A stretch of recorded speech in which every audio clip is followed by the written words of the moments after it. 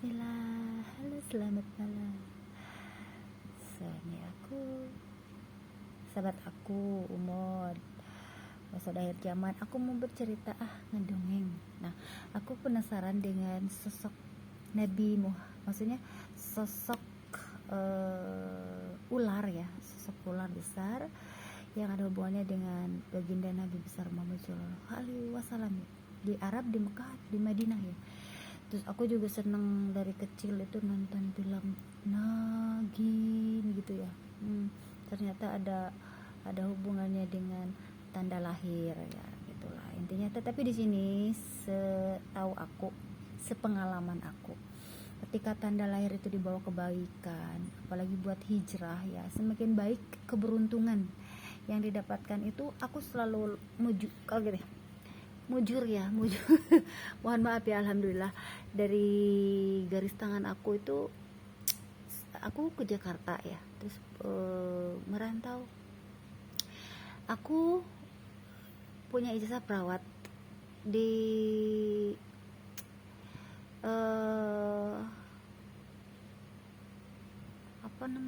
di tempat wawancara itu ya, waktu itu di LKJ. Saingan aku tuh dari golongan perawat yang keluaran UHAMK, terus yang dari luar Pulau Jawa, terus bawaan dokter. Aku dari daerah keterima, itu keberuntungan. Jadi semakin di bawah hijrah, aku punya tanda lahir warnanya hitam ya. Jadi di sini tuh ada dua jenis tanda lahir, ada hitam, hitam nah, hitam, tanda lahir hitam. Ada tanda lahir putih ya, putih ya tanda lahir. Jadi aku hitam. Jadi semakin di bawah hijrah mendekat sama Allah tuh semakin keberuntungan yang didapat. Jadi setiap dari ini loh, dari setiap pekerjaan pokoknya membawa keberuntungan, semakin didekatkan sama Allah gitu. Jadi ya itulah ceritanya Nabi Muhammad dan Nagin. Bukan Nagin dari kelautan Indonesia ya, bukan, pokoknya Nagin mungkin dari Arab. Walau alam lah ceritanya. Itulah, jadi aku mau kita ngobrol-ngobrol santai bersama aku, ngobrol-ngobrol ya, karena aku suka dongeng. Jadi akhir zaman ini harus ngedongeng kan. Dongeng itu kan buat pembuktiannya ya kan, kita itulah ya kita dengerin aja sebuah dongeng gitu. Nah, di sini Nurbuah itu apa ya yang ada dalam pikiran aku, yang di pikiran Anda semua apa ya teman-teman? Dari alam ruh ya. Jadi Allah tuh mau menciptakan yang tadinya mungkin ada kayak nego ya. Tahulah pokoknya gini, hewan tadinya mungkin mau dijadikan hewan tetapi dijadiin manusia gitu. Terus ya dijadiin manusia dalam ruh tuh, jadi udah ada kayak kesepakatan perjanjian gitu. Jadi pas giliran, jadi intinya begini kan, suka ada yang cerit bukan gini loh, begitu lahir kok ada di kepala aku tuh ada benjolan seperti telur gitu. Nah, di situ terus dengan usaha aku gitu memanggil ulama, terus aku dinur buat gitu loh. Intinya mungkin alam ruh itu ya, alam ruh kita. Nah, jadi kesimpulannya jadi manusia gitu loh intinya.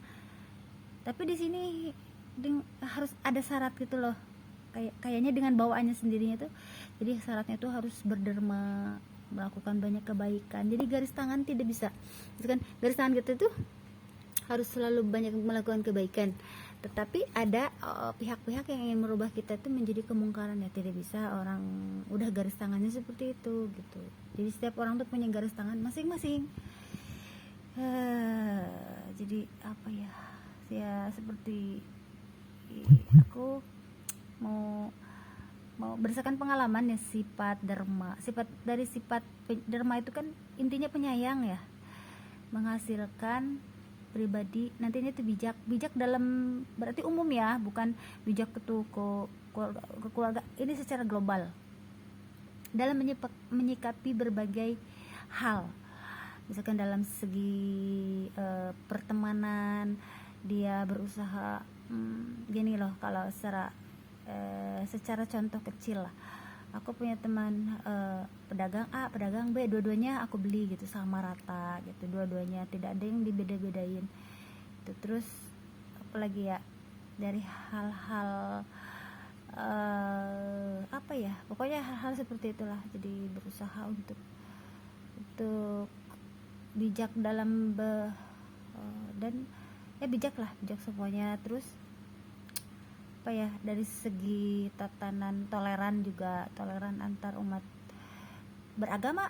Jadi bukan antar umat beragama aja kalau menurut aku, tetapi antar gini loh, antar sesama karena aku di bidang syar'i ya, jadi sesama pedagang gitu, kayak toko kain kita beli semua deh gitu, jadi semuanya rata, nggak ada yang cemberut ini beli ini, nggak ada.